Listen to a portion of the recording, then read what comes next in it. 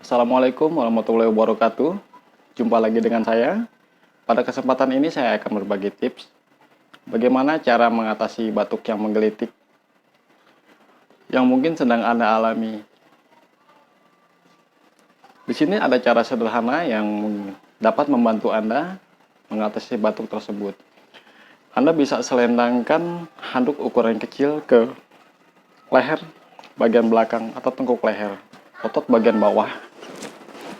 Dari belakang, otot bagian bawah terletak di bagian sini, dan otot bagian atas sedikit agak ke atas.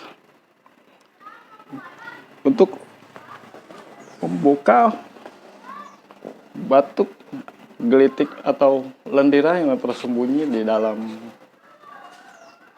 tenggorokan. Terima kasih. Wassalamualaikum warahmatullahi wabarakatuh.